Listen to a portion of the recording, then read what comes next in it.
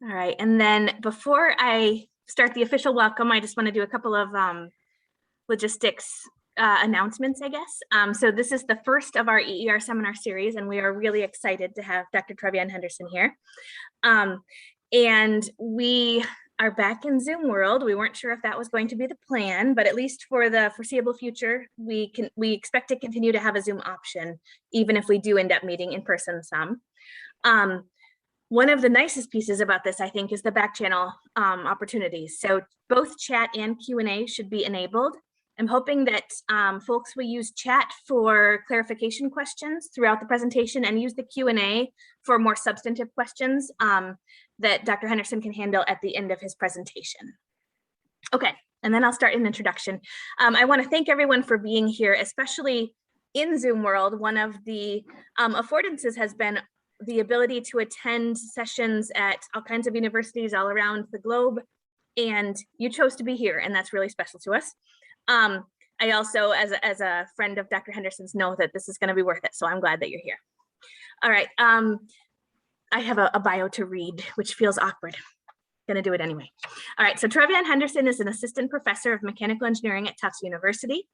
And before that, he earned his PhD in higher education from University of Michigan and an MA in higher education and student affairs and BS in computer science and engineering from Ohio State. As a first-year professor at Tufts, he's teaching courses on engineering design education and engineering education research methods, and he holds secondary appointments in the STEM education program in the Department of Education and the Institute for Research on Learning and Instruction. His research focuses on the culture of engineering disciplines and how the beliefs, values, and practices embedded in engineering education shape students' experiences inside and outside of the classroom. And his recent work centers on racialized and gendered power dynamics in team-based engineering design education settings. I'll let you take it away. Excellent. Thank you, Dr. Fowler. So, admittedly, I woke up this morning with a smile on my face. I joked to myself that I'm a recently freed former Michigan Wolverine and a new Tufts Jumbo. But as Robin said, I am a new assistant professor here at Tufts University in the mechanical engineering department. And today I'm going to be focusing a little more heavily on the network analysis piece of the work that I did while I was at the University of Michigan. So I want to start by just giving you just a bit of background on my interest in engineering design and the research on engineering design that I'm starting to grow. So design is a defining activity in many engineering disciplines. Notice I don't say all engineering disciplines. Not all engineering disciplines think of design in the same way. So, for example, our computer science students might think of design very differently than our mechanical engineering students. But importantly, design is growing as a part of the engineering curriculum. So several decades ago, there was a need to grow design education in the discipline in general. And we started with these kind of culminating experiences, capstone design courses that typically happen at the end of the curriculum. But it's grown over the past several decades, and it's particularly more recently. Now we see things like cornerstone design courses, first-year design courses, which are very popular, even at the University of Michigan. Most students, if not all students, take them at the university. And we're also seeing massive expenditures on things like co-curricular design experiences. So things like Blue Lab, Concrete Canoe, those things that are happening outside of the classroom, but are still designed into engineering design education. I like to think of design as more than a technical process. And I don't think I'll have a hard time convincing most people that design is more than a technical process. I think of it as a socio-technical process where students are getting together, combining, negotiating, pushing and pulling on each other's both technical knowledge, cultural backgrounds, epistemological beliefs, all sorts of things that are guiding their thinking during the design process. And importantly, existing research suggests that the nature of social relationships, that social aspect of engineering design, impacts not only the work that teams produce, but the things that students are learning in the classroom and in their co-curricular design experiences. In particular, full participation in the team-based learning setting is necessary to maximize student learning. But existing research suggests that racialized and gendered experiences and performance expectations shape things like task allocation, the ideas that students generate at the individual level, but also the ones that they generate as teams, and as well, the ideas that students end up pursuing and enacting in their team. So for example, there's existing research, some of which was produced right here at the University of Michigan, that suggests that women are more likely to be allocated things like project management tasks. They're taking notes rather than doing the technical tasks related to their engineering projects. There's also a litany of literature that suggests, hostile racial climate and patterns of exclusion for students of color might impact their learning in the discipline. So I was interested in this idea. I'll use the terms idea contribution and idea enactment. And the idea here is I was interested in patterns of contribution. So who is speaking up in teams, presenting ideas, but also enactments. Whose ideas are the teams actually using? And in particular, as Robin said before, I was interested in the role of racial hierarchies and gender hierarchies in team and shaping which ideas the teams were pursuing and choosing during the design process. But I put a star next to race and gender. I want to address this head on at the very beginning. Throughout the study, so this was part of a broader study, a mixed methods study that included an ethnographic piece as well as this quantitative piece that I'm presenting today. I pursued race and gender as binary variables in the quantitative strand. But in the qualitative strand, I thought of race and gender more expansively and from multiple perspectives. I thought of race and gender as socially constructed in engineering specifically, but in our broader society. I thought of race and gender as an ideological construct and how race and gender shows up in engineering and outside of the classroom. Today, I focus on the quantitative strand where race and gender are modeled as binary variables, but I want to acknowledge that I understand that these are limited, severely limited, in the fact that they erase or exclude, for example, trans and non-binary students when we model gender as a binary variable, really when it's sex, not gender. But also that lumping racial categories together might erase the real ways that racial hierarchy shape students' experiences in the design team, in the discipline writ large, and outside of the classroom. So why social networks? First, again, I think of engineering design as a socio-technical process. First of all, engineering design rarely happens alone, but the way we teach it in higher education tends to be in team-based settings. And I was interested in the nature of relationships on the engineering teams first, and how those relationships form, what consequences they have for the design process, but also what consequences they have for short and long-term student learning. So the big idea here was to model engineering teams as small networks by modeling dyadic relationships. The typical way we do this is by using survey methods, so things like CATME for self and team evaluation, self and team teammate rating during the design process. But there's also an emerging literature on using things like observational methods, things like who's working on what portions of the project, who's communicating with who, and using network methods in that way. In this study, I rely on survey methods and team ratings. So existing research typically starts and relies on, I'm going to call them simple measures of cohesion, simple in that they're easy to calculate, but they pack a punch when it comes to what we can infer when we see them. So measures of cohesion, things like network density, which is simply a percentage of ties in the network to the total possible ties, or the network centralization, the degree to which a network is dominated by a central actor. So in this setting, the degree to which a team is being dominated by a central student.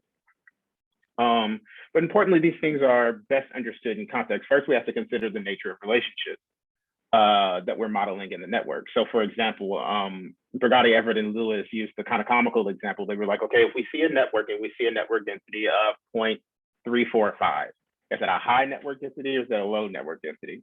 Or if that's the density of a faculty network of who knows who, right? We're modeling who knows which faculty members know other faculty members. We might consider that particularly low, given that faculty members in the same department should probably know each other.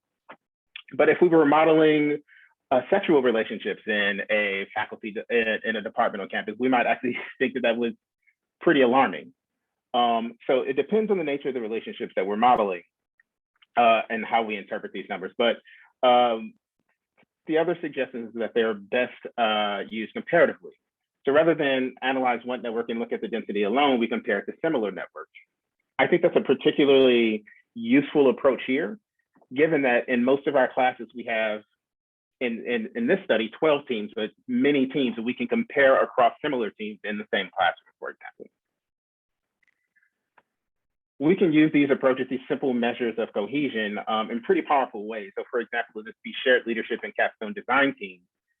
They began by calculating things like centralization and density. And the argument here was that teams with high densities or centralization had either distributed leadership or shared leadership. And on the lower end, this lower centralization meant that there was centralized leadership or no leadership at all for low density. They use these methods to ask the general question, are teams across, they use 3 different campuses, 1 school and I think 2 military academies. Are teams generally cohesive? Is leadership generally shared in the in engineering design teams across campuses? And using these methods, admittedly, they used further methods. So for example, they used clustering to classify the teams. But their finding was that generally leadership on teams was shared. We can also use these simple measures of cohesion to ask questions about critical team outcomes. So for example, here is one of the networks from my study that I'll show you later, but this is an enactment network. This is students reporting whose ideas were actually enacted as a team. And we see that one person was generally reported by all of their teammates.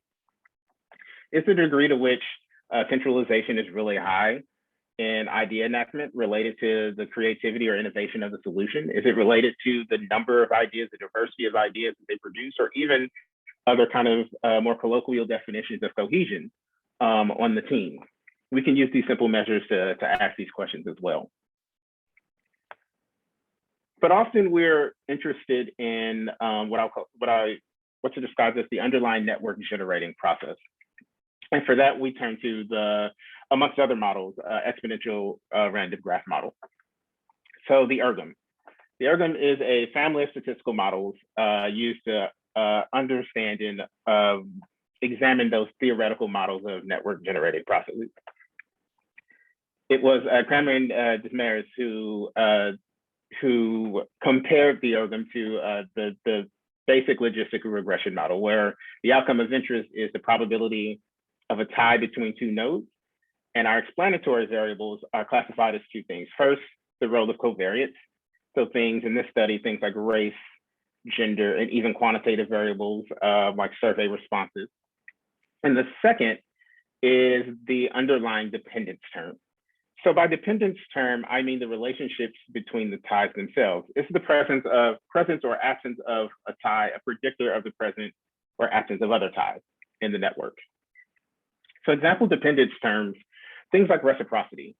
Is the presence of one tie between a student a predictor of presence between other ties in the network, or a returning tie? Are the networks highly reciprocal? We ask things about transitivity, or think the friend of my friend is also my friend.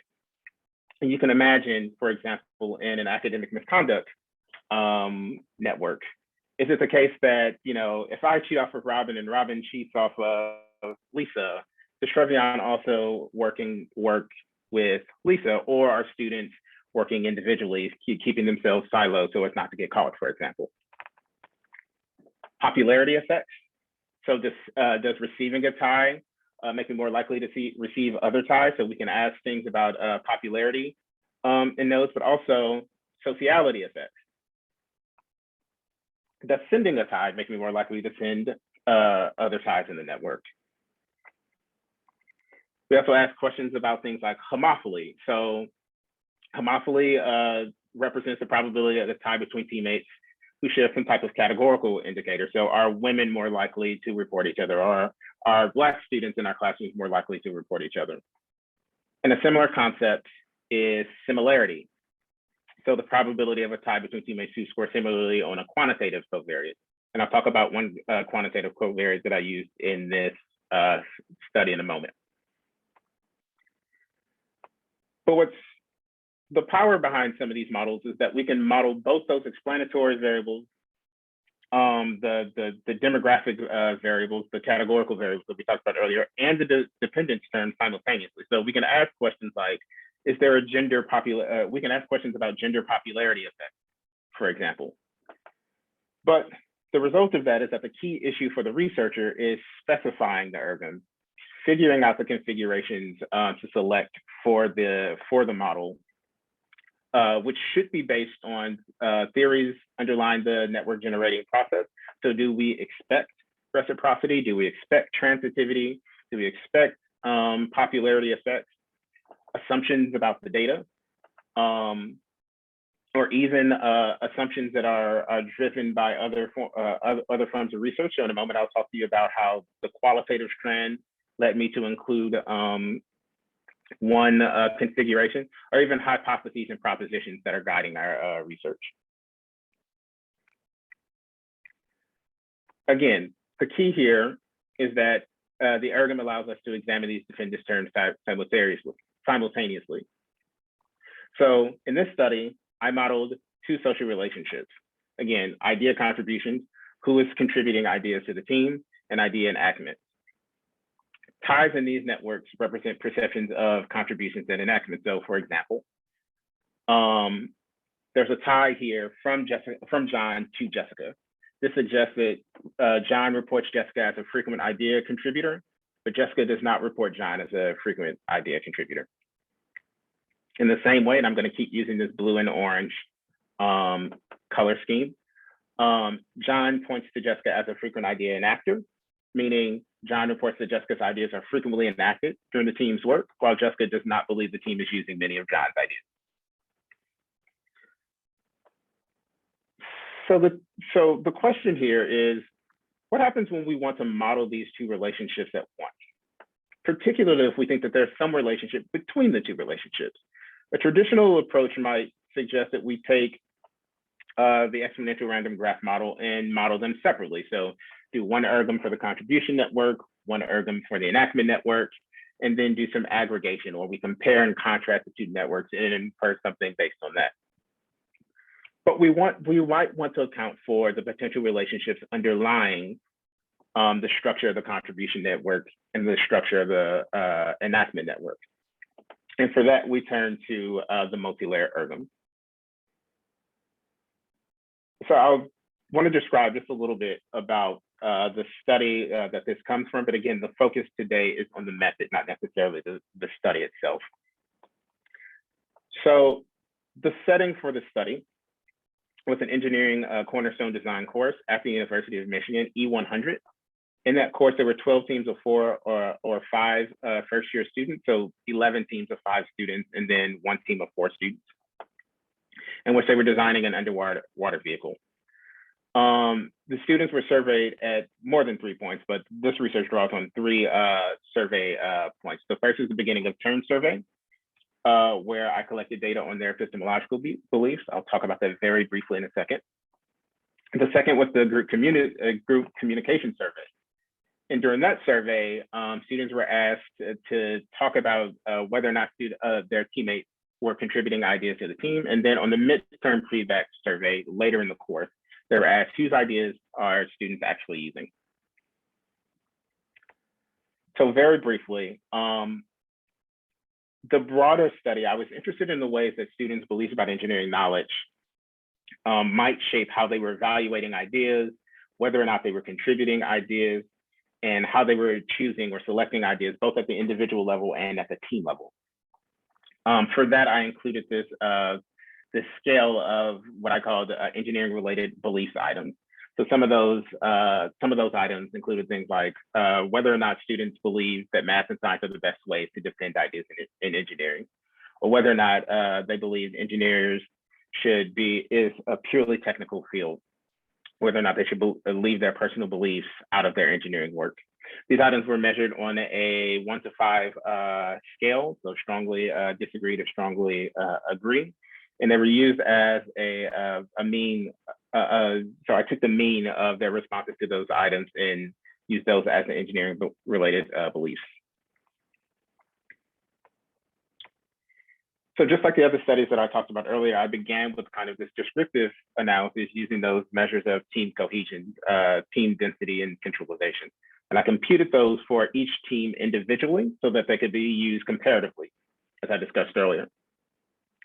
Following that, I analyzed the two relationships on a team by team basis. So I looked at the idea contributions for every team, and then looked at the idea enactment for every team.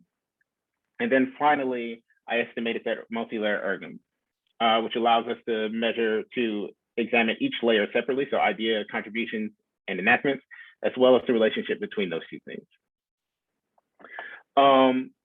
This is kind of a novel approach to education research. The package that I used to estimate these models was developed by a researcher named Ted Chin, who had used it in policy research. But this application to education research is one of the first of its kind. So as I said earlier, one of the keys is to specify both intralayer terms and those cross-layer terms. So earlier I talked about popularity, sociality, and homophily effects. Those are the intralayer terms that I use. But the cross-layer terms come from a set of cross-layer dependencies outlined by Chin in its original work. So for example, the cross-layer dependence terms represent a phenomenon that we suspect or that we are theorizing occur across the two different types of ties. So for example, configuration E, which Ted Chin refers to as the cross-layer reinforcement term, captures the tendency for students who are reported as frequent idea contributors to also be reported as frequent ideas, as having their ideas frequently enacted. Configurations G, H, and I represent what Ted Chin calls complex forms of conditional reciprocity. So configuration G represents the tendency for frequent idea contributors to not always have their ideas enacted. Configuration H actually arose because of the results of the qualitative strand. So initially I didn't include it, but as I was interviewing students, there were students who were expressing deep frustration with the idea that there were people who were either throwing ideas against the wall to get their ideas through, or the opposite. They were taking pained, very long, very deep thinking into every single idea. So while the students didn't necessarily produce as many ideas, they might have had the ideas that they produced go forward because they spent so much time outside of class thinking through it. And then configuration I represents shared contributions and enactments. So recall, what I said earlier was that one of the key decisions for the researcher is specifying those dependence terms in the ergom of the monoplex, or the network with one relationship. Here we have to specify those dependence terms as well, but also the cross-layer dependence terms to capture those theories about relationships between contributions and enactments. So again, the key here is layer by layer dependence terms, but also cross-layer dependence terms. So for that, what I use in these models, so I specified race, sex, and epistemological beliefs popularity terms. So what is the role of racial categories and whether or not students are nominated as frequent contributors or having their ideas frequently enacted? Same thing with sex. The same thing with this quantitative scale for epistemological beliefs.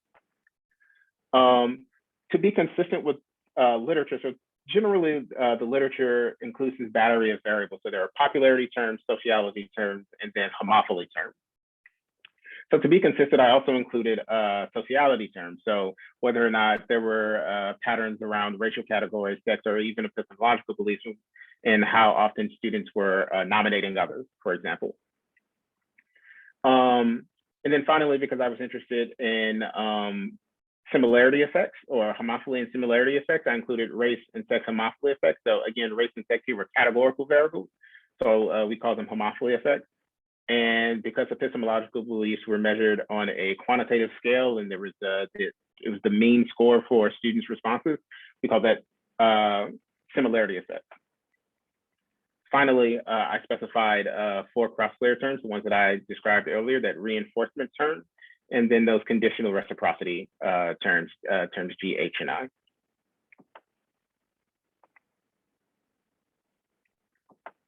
So finally, I wanted to talk through just some brief findings So I began by just taking a look at some of the structures of the network in the classroom for that term. So I pulled this team F specifically because we see what appears to be relatively equal idea contributions. So it seems like students are reporting each other as idea contributions, but as we get to idea enactment, we see the centralization of the network skyrocket, and a white male student, Will, becomes kind of a central actor in the team.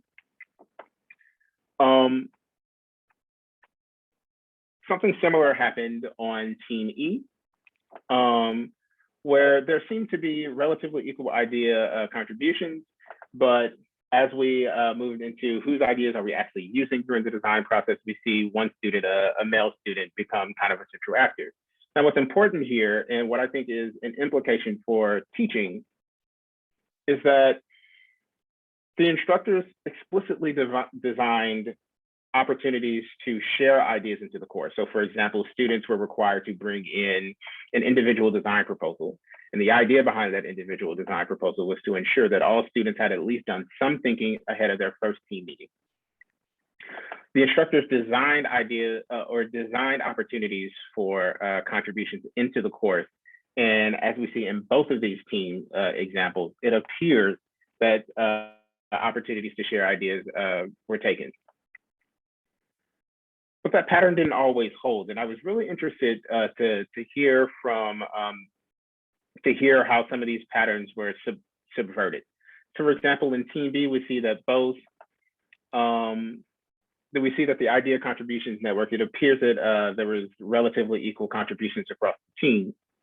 And when I examined responses around how ideas were chosen and how ideas became enacted, for example, we didn't see the same pattern around women and students of color having their ideas less frequently enacted. I heard things like Amy, who is one of the central actors in this network. Amy was a team leader, right? But she went out of her way to ensure that she was sharing her leadership with Dwight. And that actually does show up in the network description that you see here, or the network visualization that you see here. But I was also interested in seeing what happened across the team. So again, these network density and centralization measures are best interpreted comparatively. We compare across them. So for example, we see that many teams appear to have relatively high degree of idea contribution. We see that they are in general higher than enactment contributions, but we can also pick out some teams that are relatively low on that scale. Places that as an instructor, you might be interested in digging deeper to see what's happening. Why does this team, for example, does Team I look so different when it comes to idea contributions than the rest of the class? On the other hand, idea enactment networks, or I shouldn't say on the other hand, in line with that, idea enactment network densities were generally lower than the contribution networks. So that might suggest a tendency for students to start relying on one or two people in their teams or I shouldn't say relying, but one or two people in their teams ideas are being elevated over the course of the project. And even further in line with that, we see that idea enactment centralizations are generally higher than the contribution network. Again, further evidence that teams might have a tendency to start to elevate one or two people's ideas over the design process. Now, to be clear, that's not necessarily support for the idea that there's some process of inequity. For example, if everyone is bringing great ideas, it's unlikely that we can use everyone's ideas, and we might just have to settle on someone. But we continue to dig deeper using the multi-layer algorithm. So to be clear, these are all the same model, but because the model is so large, I broke it up across layers, and then I'll show you the cross-layer dependent terms later. So the first thing that we see in this, the first layer, which is the contribution layer, is that we don't see differences in the frequency of idea contributions by race. Again, what we saw, what I stated earlier is that the instructors had explicitly designed opportunities for students to contribute ideas. We do see a negative coefficient for underrepresented minorities here. It's not statistically significant, but it is something that I'm sure an instructor might be interested in. In the same way, we don't see gender differences or statistically significant gender differences as well. I point out that the instructors went out of their way to ensure that no women were stranded in this course. So there were always 2 women on the teams, and even in my qualitative work, I noticed that the presence of more than 1 woman on a team was significant in how students started to talk through and think through ideas and interact on their team. But there was a statistically significant similarity effect along the epistemological beliefs, meaning that as students thought similarly about the role of engineering knowledge, they were more likely to share a tie between each other. On the second layer, we start to see, when it comes to whose ideas are we actually using, we start to see significant differences. So for example, Asian American students and underrepresented minority students were less likely to have their ideas enacted than their white counterparts over the course of the design process. We still didn't see differences in idea enactment by gender. But we also saw this statistically significant sociality effect. So again, this is the probability of sending a ties or reporting other people as frequently having their ideas enacted. And finally, that set of cross-layer dependence terms that I specified. Apologize. So there was one statistically significant cross-layer dependence term, and that was that reinforcement term. And so this suggests that students that were reported as frequent idea contributors were also significantly more likely to have their ideas frequently enacted. Taken together, you might be concerned that we didn't see statistically significant differences by racial categories or gender in contributions, that there is a statistically significant reinforcement term, so more frequent contributions are reinforced, or enactments are reinforced by contributions. And yet we still saw racial and gender or racial differences in whose ideas were enacted in the second layer.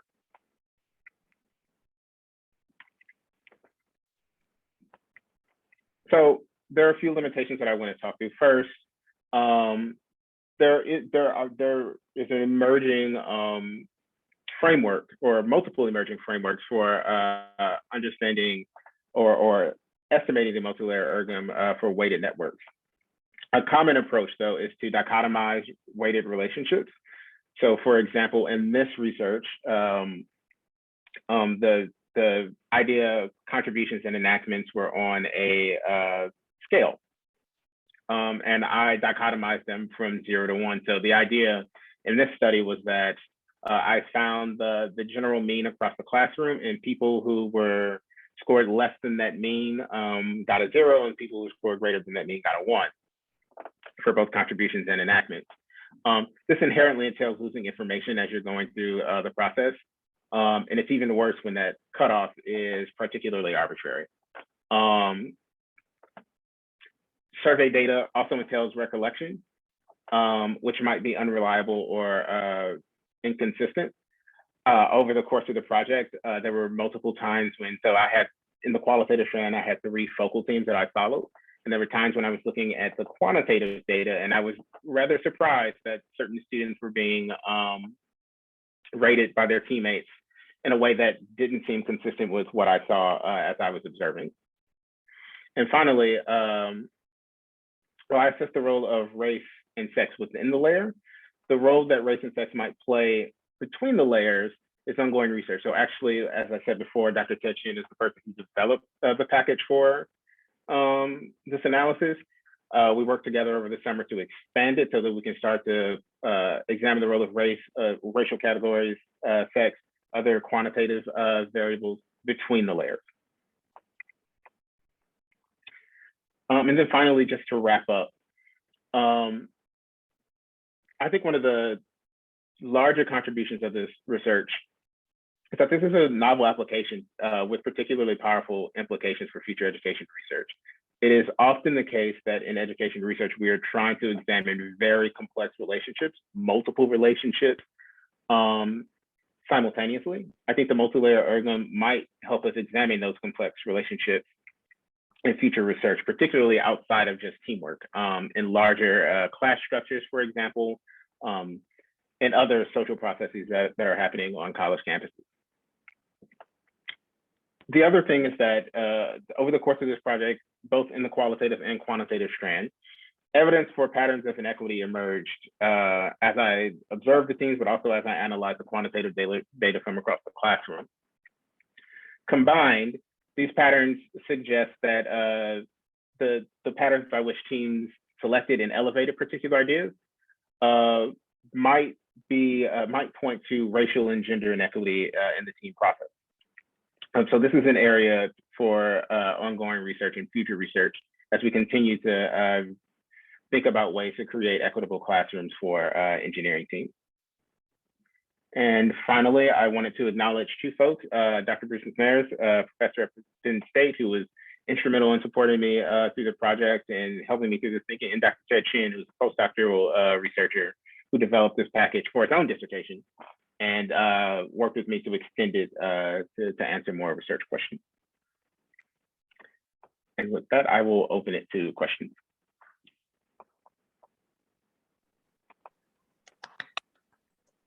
I think I'm the only person who's unmuted, so I'm clapping, but I'm sure everyone else is on the other end too. We just can't hear them.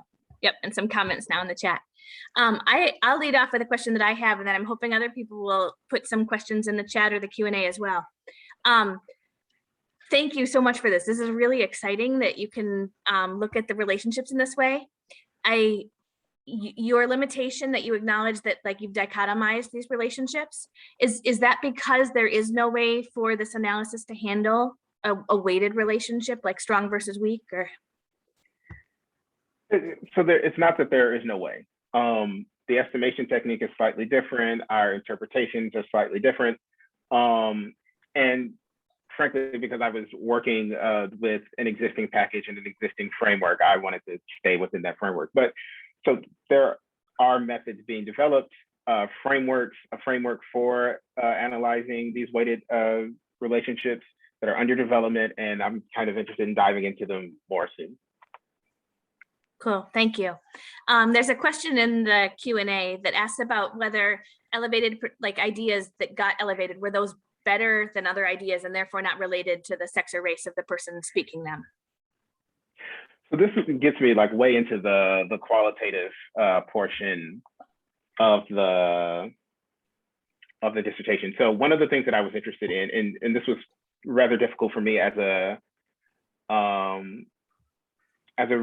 engineer, but also as a engineering education researcher, was to try not to evaluate the ideas themselves, but to evaluate how students were evaluating their ideas, right? So one of the things that I talk about often is the use of kind of technical knowledge to either support, undermine, choose particular ideas. So for example, there were students who said, the reason I did not put my idea forward was because I didn't have the technical knowledge to support it. Then there were students who said, I did not have the technical knowledge and I put it forth anyway. And then there were moments where I had to draw on my own engineering knowledge to evaluate what students were saying, because frankly, sometimes it was nonsense. They were making up stuff because they wanted their ideas to be chosen. So the answer to that question is that I think it's a little more nuanced than that. It wasn't an evaluation of whether or not the ideas were good or bad. Sometimes bad ideas were selected. Sometimes good ideas were thrown out. And often there was a pattern about who that was happening to and how it was happening and why. Nice. There's another question in the chat asking, is there a reason that military institutions were included, and do we expect their networks to act differently? So the military institutions were in the example study so that was a different study than this one. And there was a reason that was cited in that piece. Don't quote me on this. I think they were included in part because one of the researchers was interested in the institutions, but the other was that there was something that they were studying in that particular piece. So they were comparing some of the institutions. Thanks. And then also Sarah asks, would there be a way to add in the observations, for example, or in other words, if you take the survey for the quantitative analysis, and then can you weight the responses based on race and gender to account for response biases, such as underreporting contributions of females? So one of the things that I was thinking about on how to incorporate is thinking through like their own self-evaluation. And even that was a bit concerning to me, in part because I noticed in my qualitative observations that there was a certain type of person, particularly women, who undervalued their contributions and undervalued their own knowledge and ideas in the teams. And then there was a certain type of students, particularly the men on the team, who overvalued themselves. And in fact, during my interviews, there were some students who were actually forthcoming about that. So there was one student, a male student, who said, at the beginning of the project, I said I was great at coding because I wanted to take on the coding part, but I only said that because I knew the rest of my teammates were like way better than me, and I just lied about it, right? And then one of the women on my team said, at the beginning of the project, I said I didn't have any skills, and I realized I had way more skills than everyone else. I don't know why I undervalue myself. So one of the challenges here is it's not just waiting whether or not I expect certain students' responses to be biased. In what way do I expect them to be biased? Some students are over-evaluating themselves strategically. Other students are under-evaluating themselves for issues of things like self-efficacy and things like that. So I'm not sure that answer is as easy, but I'd be interested to hear some ideas about how we might do that. In the chat, very related to what you just answered, Jennifer Pollard asks, do you think that you could use discourse analysis methods later on to examine that language more closely in terms of how students are defending or positioning their ideas? So what is wonderful about that is Robin and I have been talking about how we might do some of these studies in the future. And what I did not do in this study was document, I don't know, so discourse analysis is different than what I'm about to explain, but was document very specific quotes that were happening. There were times when I was, because it was design ethnography, it was just jotting down different interactions, jotting down quotes, but the ways that ideas were articulated, the ways that ideas were pushed and pulled on, that was the thing that I was, which is kind of discourse analysis light. But I think that is a possibility. And Robin and I are actually currently thinking about ways that we can do that a bit more rigorously than what I did in the study. You have one more question here in the Q&A, which is actually kind of a comment, but suggesting that if we could take the same ideation and enactment models, but keep the individual participants in the same location, that it might be easier to see how the lines are changing, how the connection lines are changing. And actually, I have a clarification question on that as well. The people's boxes and circles change sizes. Is that representing the amount of? Yes. So those sizes were based on degree centrality. So the idea here was that students, if all five or if all four of your teammates nominated you as having your ideas frequently or as a frequent contributor, then your box or circle should be larger, right? If no one nominated you, then your box actually should disappear. It should be nothing. So yes.